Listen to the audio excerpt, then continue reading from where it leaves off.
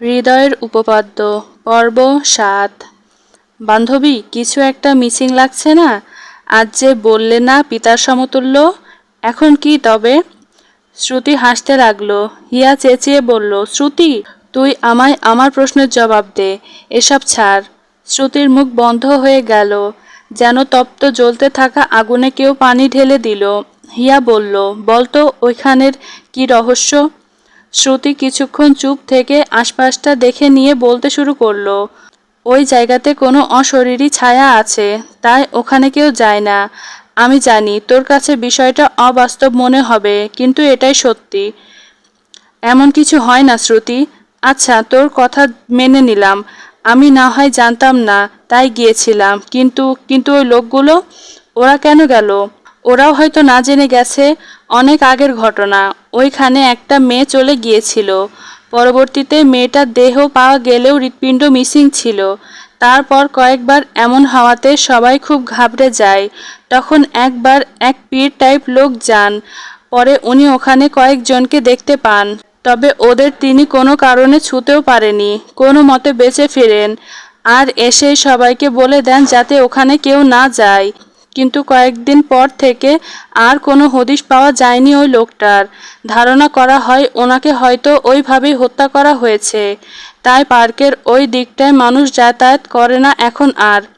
একটু দম নিয়ে আবার বলল, জানিস ওরা দলবদ্ধভাবে কিছু একটা খুঁজছে, ওরা খুবই ভয়ঙ্কর। হিয়া খুব মনোযোগ দিয়ে শুনল, কিন্তু বিশ্বাস হলো না যেন কথাগুলো তার। উদাসীভাবে বলল, এতে কিভাবে প্রমাণিত হয় যে ওটা অশরীরীর কাজ? আমার তো মনে হচ্ছে কেউ ইচ্ছে করে করছে।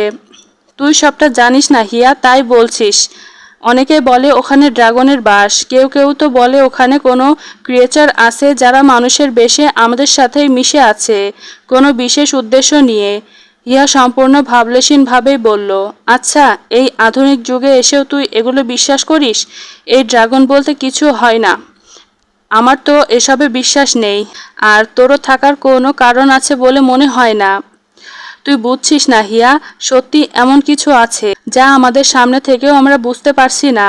ও হ্যাঁ, ওই জায়গাটাকে হয়তো ড্রাগন এবং মনুষ্য রাজ্যের যাতায়াত কেন্দ্র বলে ধরে নেওয়া হয়েছে, মানে ওই জায়গাটা দিয়েই ওরা যাতায়াত করে দুই জগতে। ডান হয়েছে, তোর বক্তব্য শেষ? শেষমেশ দেখবি কোনো ড্রাগন নয়, কোনো ড্রাগ ডিলারের আস্তানা ওইটা।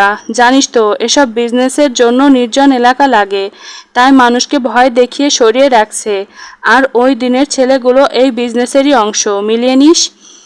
শ্রুতি হিয়াকে বারবার বোঝাতে চেয়েও পারেনি, চুপ হয়ে যায়। তাই প্রাইভেট শেষ করে হিয়া বাসায় চলে আসে। যদিও শ্রুতির কথাগুলো একেবারেই গায়ে মাখেনি হিয়া, তবুও মাথার ভিতর ঘুরপাক খাচ্ছে কথাগুলো। এই বড় ঘটনা এতদিন তার অজানা ছিল, অথচ ঘটনাটা তার বাড়ির পাশেই। বিকেলে ছাদে বসে বই পড়ছিল হিয়া, হঠাৎ নিচে চোখ পড়তেই দেখে হুডি পরা লোকটা দাঁড়িয়ে আছে। হিয়া চমকে ওঠে, বইটা পাশে রেখে উঠে দাঁড়ায় কার্নিশ ধরে। লোকটা হিয়ার দিকে হাত উঁচিয়ে হাই জানায়। হিয়া থতমত খেয়ে গেল। সেই দিনের ঘটনা চোখের সামনে ভেসে উঠল। ভয়কে জয় করতে হবে ভেবে দ্রুত নিচে নেমে এলো। সেই জায়গাটাই গেল যেখানে লোকটা দাঁড়িয়েছিল, কিন্তু নেমে আসার পর লোকটাকে আর দেখতে পেল না। এদিক ওদিক খুঁজে আর পেল না। বাসায় চলে আসবে তখনই একটা গাড়ি এসে একদম তার সামনে থামে। আবারও ভয় পেয়ে যায় হিয়া, ভেবেছিল গাড়িটা বুঝি তার গায়ের ওপর দিয়ে চলে যাবে, কিন্তু যখন বুঝতে পারে গাড়িটার সামনে থেমে গেছে, তখন পিট পিট করে চোখ খুলে সামনে তাকায়, দেখে আরহাম বেরিয়ে আসছে গাড়ি থেকে। আরহামকে এই সময় এখানে দেখে ভ্যাবাচ্যাকা খেয়ে গেল হিয়া। আমতা আমতা করে বলল, আসসালামু আলাইকুম স্যার, আপনি এখানে কেন? অন্য কাউকে আশা করেছিলে বুঝি? হিয়া মুখের কথা শেষ না হতেই জবাব দিল আরহাম। হিয়ার একদম সামনে এসে পকেটে হাত গুজে দাঁড়িয়ে বলল, এখানে কি করছো এই সময়? আসলে স্যার এমনি আসছিলাম, চলে যাচ্ছি। আরহাম শক্ত কণ্ঠে বলল, স্টপ, কি প্রবলেম? ইগনোর করতে চাইছো আমাকে? হিয়ার শির দ্বারা দিয়ে ঠান্ডা এক স্রোত বয়ে গেল। বিড়বিড় করে বলল, এটাও খেয়াল করেছেন যে আমি ইগনোর করছি? I notice everything. আমি ওভাবে বলিনি স্যার, আসলে। আরহাম হিয়ার চোখের দিকে তাকিয়ে বলল, কি বলতে চাইছো বুঝেছি আমি। নিজের মনকে কন্ট্রোল না করে টিচারকে ইগনোর করলে পড়ালেখার ক্ষতি করে কি লাভ? নিজের মনের ওপর নিজের আয়ত্ত আনাটা সবচেয়ে জরুরি। Hope you understand. হিয়া চোখ বড় বড় করে তাকায়। আরহামের কথা বুঝতে তার 1 মিনিট সময় লাগে। ঠিক আন্দাজ করতে পারে কি বোঝাতে চাইছে আরহাম। মাথাটা নিচ থেকে আর উপরে ওঠায় না। আরহাম আবার বলে, তোমার থেকে ভালো কিছু আশা করছি মাহজাবিন। নিজের স্বপ্নের জন্য লড়ো। আবেগে গা ভাসিয়ে দিও না। হিয়ার এবার কান্না পাচ্ছে। শেষমেশ কিনা যা ভয় পাচ্ছিল তাই হলো। স্যার সব বুঝেই গেল। খুব অপমানিত লাগছে হিয়ার। আমি কি বললাম বুঝলে তো? হিয়া মুখে কিছু বলল না, শুধু মাথা নাড়ালো। আরহাম বলল, মুখে বলো। জি স্যার। আরহাম মুচকি হাসলো। গাড়ির কাছে গিয়ে ছোট্ট একটা ব্যাগ হাতে নিয়ে ফিরল। Mahjabin, look at me. Hiya আস্তে করে মাথা উঠালো। আরহামের মুচকি হেসে থাকা মুখটা তার খুব আপন মনে হলো। পরক্ষণে মনে পড়ল কিছুক্ষণ আগের দেওয়া ভাষণের কথা। আর লজ্জায় মাটির নিচে চলে যেতে মন চাইল। এটা তোমার জন্য। ব্যাগটা হিয়ার দিকে এগিয়ে দিতে দিতে বলল আরহাম। হিয়ার চোখে তখন জল টইটুম্বুর। কোনো রকমে কান্না গিলে বলল, কি এটা স্যার? আরহাম হিয়ার প্রশ্নের জবাব না দিয়ে শব্দ করে হেসে ওঠে আর বলে, আরে তুমি কি কান্না করছো? আমি কি বেশি রুডভাবে বলে ফেললাম নাকি? দেখো। হিয়া ব্যাগটা হাত থেকে টান দিয়ে নিয়ে এক দৌড় দেয়।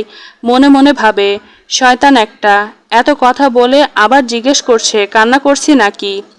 আরে আস্তে যাও, পড়ে যাবে তো। আরহাম জোরেই বলল। হিয়া থামলো না, বরং আরো জোরে দৌড় দিল।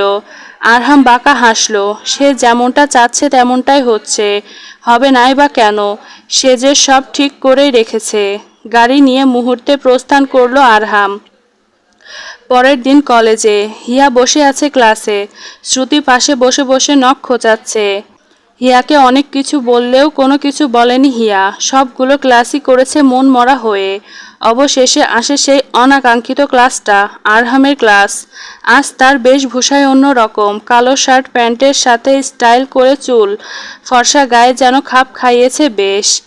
ক্লাসে ঢুকেই চুল হাত দিয়ে পিছনে ঠেলে দিল। অনেকেই হাঁ করে তাকিয়ে আছে। প্রতিদিনই আরহামকে আকর্ষণীয় লাগে, তবে আজ একটু অন্যরকম লাগছে। হালকা বাদামি চোখের মণি দুটো যেন জানান দিচ্ছে সে আজ অনেক খুশি। একটা মেয়ে তো বলেই ফেলল, you looking very handsome sir. ক্লাসের সবাই মুখ টিপে হাসলো। আর ভাবতে লাগলো, আজ তো মেয়েটি শেষ। অপমানের শেষ সীমা দেখিয়ে ছাড়বে আরহাম আজ তাকে। কিন্তু সবাইকে অবাক করে আরহাম বাঁকা হেসে বলল, বলো হট লাগছি আমি। সবাই আরেক দফা অবাক হলো। আজ যে স্যার অবাকের পর অবাক করছে সবাইকে। মেয়েটা তো লজ্জায় লাল নীল হয়ে গেল। হিয়ার রাগে দুঃখে মাথাটা ফাটিয়ে ফেলতে ইচ্ছা করছিল। সে তো শুধু স্যারের দিকে তাকিয়ে থাকতো। আর এই জন্য কিনা কত নীতি কথা শোনালো। আর এই মেয়েকে বলছে তাকে হট বলতে। হিয়া মুখ ভেঙচি মেরে একটু শব্দ করেই বলল, আদিক্ষেতা। আরহাম সাথে সাথেই হিয়ার দিকে তাকিয়ে বলল, কিছু বললে হিয়া? হিয়া চমকে উঠে বলল, না, কি বলবো। আরহাম এবার ক্লাস শুরু করলো। হিয়া যথারীতি নিচের দিকে তাকিয়ে রইল। ক্লাসটা শেষ হয়ে গেল, কিন্তু হিয়া মাথা উঁচিয়ে দেখল না আরহামের দিকে। আরহাম গলা খাকারি দিয়ে জিজ্ঞেস করলো, মাহজাবিন হিয়া, বাই এনি হাউ তোমার কি মন খারাপ? হিয়া কখনো আশা করেনি যে আরহাম এই প্রশ্নটা করতে পারে হিয়াকে। শ্রুতি হিয়াকে চিমটি মেরে বলল, কি রে হিয়া, তোমার কি মন খারাপ নাকি? হিয়া অস্বস্তি বোধ করলেও তা প্রকাশ করে না। একদম আরহামের চোখের দিকে তাকিয়ে বলে, না স্যার। খুব সাহস নিয়ে তো তাকিয়ে ফেলে আরহামের চোখের দিকে, কিন্তু চোখে যেন সম্মোহিত হয়ে যায় হিয়া। তাকিয়ে থাকে কিছুক্ষণ, তবে আগে যেমন হ্যাবলার মতো তাকিয়ে থাকতো তেমন না। আজ তার ভিতরেও একটা তেজ আছে, হয়তো আত্মসম্মান বোধ। আরহাম মুচকি হাসল শুধু, প্রতি উত্তরে আর কিছু বলল না, প্রস্থান করলো।